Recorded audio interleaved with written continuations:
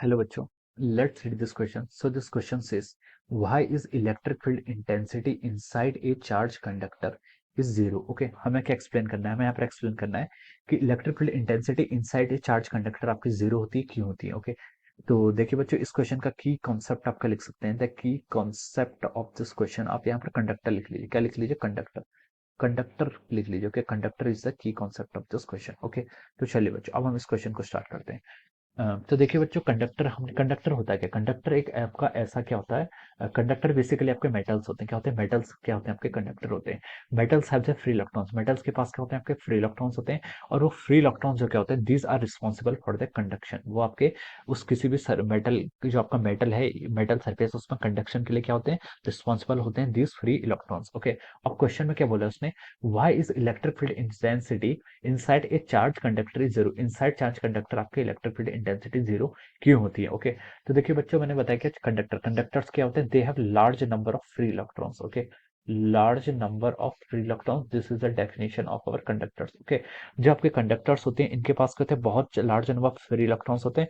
और जो भी आपका चार्ज होता है, जो आपका चार्ज होता है, it lies on the surface. जो क्या होता है? आपका जो चार्ज होता है, okay, charge lie on the surface. Charge lies on the surface.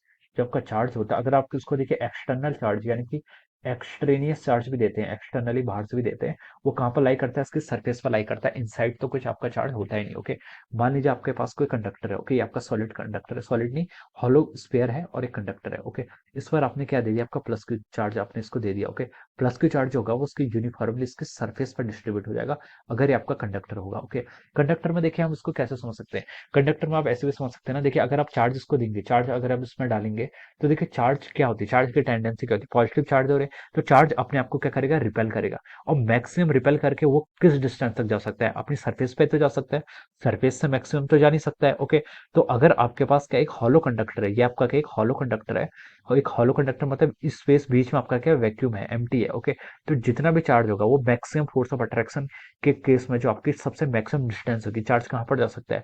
Surface पे जा सकता है। तो हम बोल सकते हैं, इन केस ऑफ द कंडक्टर या फिर हमें hollow conductor, the charge will lie on the surface. Charge कहाँ पर लाई करता है? आपकी सरफेस पर लाई करता है। और देखिए, इसके कारण देखिए, जो इनसाइड पर कोई चार्ज ही नहीं है, इनसाइड पर कोई चार्ज नहीं है, तो मैंने यहाँ पर एक गॉसियन सरफेस ड्रॉ कर दिया। अब मैंने कहा कि मुझे यहाँ पर इलेक्ट्रिक फील्ड फाइंड आउट करना है। ओके, यहाँ पर ड्रॉ कीजिए, या फिर जस्ट इसके स्फीयर के सरफेस के जस्ट बिलो लाई कर दीजिए। Okay, this is our again एक गॉसियन सरफेस। ओके, तो इससे मुझे फ्लक्स फाइंड आउट करना है। तो देखिए फ्लक्स क्या होता है? फ्लक्स देखिए क्या होता है? आपका गॉसियन सरफेस से Q by epsilon epsilon naught times the total charge enclose. Total charge enclose conductor के केस में कितना आ गया? आपका जीरो आ गया। ओके, तो हम बोल सकते हैं यहाँ से आपका फ्लक्स क्या हो गया? जीरो हो गया। जो आपका क्या है? इलेक्ट्रिक फ्लक्स है, ये आपका जीरो हो गया। इलेक्ट्रिक फ्लक्स को अगेन हम कैसे डिफाइन करते हैं? E vector dot DS vector. Okay, तो देखिए बच्चों, डीएस वेक्टर तो आपका कभी भी जीरो नहीं हो सकता है। डीएस का जीरो होने का मतलब कि आपका डीएस वेक्टर यहाँ पर जीरो नहीं हो सकता। डीएस जीरो का मतलब आपके कोई सरफेस ही नहीं है। ओके, तो जीरो क्या होना पड़ेगा? आपका इलेक्ट्रिक फील्ड को आपको जीरो होना पड़ेगा। तो हम बोल सकते हैं कि इलेक्ट्रिक फील्ड इसके कारण जो आपका क्या जाएगा यहाँ से, इससे जो इम्प्लीकेशन निकलेगा, electric field is equal to zero inside a conductor. Conductor के इनसाइड आपका इलेक्ट्रिक फील्ड क्या होता है? आपका जीरो के इक्वल होता है, अगर कोई कंडक्टर आपका चार्ज कंडक्टर है। ओके, क्योंकि कंडक्टर पे जो आपका चार्ज लाई करता है, it lies on this surface. ये आपका सिर्फ कहाँ पर करता है? सरफेस पर लाई करता है। Okay, so this is again an explanation. Okay, आप इसको ऐसे समझ सकते हैं, या फिर देखिए आप इसको एक ऐसे भी समझ सकते हैं, जैसे आपने किसी कंडक्टर को, यहाँ पर तो देखिए हमने इसको चार्ज दिया, अगर हम किसी कंडक्टर को इलेक्ट्रिक फील्ड के रीजन पर रख देते हैं। ओके, अगर आपके पास मान लीजिए कोई कंडक्टर है, ओके, आर्बिट्रेरी किसी भी शेप का कोई कंडक्टर है, बस कंडक्टर है। ओके, हमने इसको क्या कर दिया? आर्बिट्रेरी भी नहीं रखना है इतना। ओके, ये आपका कोई इलेक्ट्रिक फील्ड का रीजन। ओके, ये आपके इलेक्ट्रिक फील्ड के रीजन में हमने क्या कर दिया? इसको रख दिया। ओके, तो देखिए इस पर एक्सटर्नल इलेक्ट्रिक फील्ड है, तो आपका इस डायरेक्शन में। ओके, इसको मैंने ई एक्स टी बोल दिया। ओके, अब देखिए जब हम इसको इस तरीके से रखते हैं, तो देखिए कंडक्टर के पास क्या होता है? आपका फ्री चार्ज होता है। ओके, इलेक्ट्रिक फील्ड कहाँ से कहाँ मूव करता है? आपका पॉजिटिव से नेगेटिव डायरेक्शन की तरफ। ओके, तो देखिए इस साइड पर आपका पॉजिटिव चार्ज इंड्यूस हो जाएगा, कंडक्टर के इनसाइड आपका इस साइड पे क्या जाता है? आपका पॉजिटिव चार्ज इंड्यूस होता है। ओके, इस पॉजिटिव चार्ज यहाँ पर हो गया, यहाँ पर आपका नेगेटिव चार्ज हो जाएगा। तो इसके कारण जो आपकी इंड्यूस्ड इलेक्ट्रिक फील्ड आएगी, उसकी डायरेक्शन क्या होगी? आपकी पॉजिटिव से नेगेटिव, इस डायरेक्शन पर आपकी इंड्यूस्ड इलेक्ट्रिक फील्ड की डायरेक्शन हो जाएगी। ओके, तो इनसाइड दिस कंडक्टर, इस इनसाइड दिस कंडक्टर क्या बोल सकते हैं? This is the electric field due to induce. E induce मैंने बोल दिया। ओके, अब जो यहाँ पर नेट एक्सटर्नल फील्ड, जो आपका नेट इलेक्ट्रिक फील्ड होगा inside this conductor, it is the summation. ये किस किस के समेशन के इक्वल होगा? Electric field due to external plus induced electric field. Okay, ये आपका external electric field plus of our induce electric field के इक्वल हो जाएगा इनसाइड द कंडक्टर, ओके। और जो आपका इंड्यूस इलेक्ट्रिक फील्ड होता है in case of the conductor, इसका मैग्नीट्यूड बहुत ही अच्छा खासा होता है, यानी कि आपके एक्सटर्नल इलेक्ट्रिक फील्ड के इक्वल ही हो जाता है, okay, due to the polarisation का फिनोमेना हम स्टडी करेंगे आगे।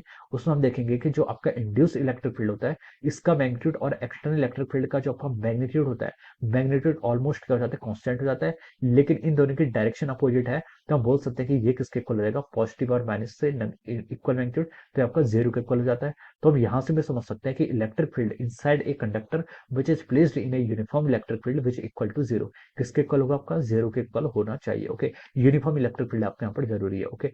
तो हम ऐसे भी बता सकते हैं कि इलेक्ट्रिक जो आपका कंडक्टर है उसके कारण उसके अंदर इलेक्ट्रिक फील्ड जीरो आ गया, और जब आपने चार्ज पार्टिकल को आपने यहाँ पर इसको चार्ज दिया है, अगर आपने इसको एक्सटेनियस या फिर फ्री चार्ज दिया है, उस केस में भी आपका इलेक्ट्रिक फील्ड इनसाइड क्या आएगा, आपका जीरो आएगा, बिकॉज टोटल चार्ज जो भी आप देंगे it will lie on the surface of the conductor. Conductor के केस में आपको एक प्रॉपर्टी ऑलवेज याद रखनी है, बहुत ही इंपॉर्टेंट है, कि all the charge will lie on the surface, okay, surface पर लाई करेगा, okay. So this is the explanation of this question, okay। So I hope you all understood this concept. All the best and thank you so much.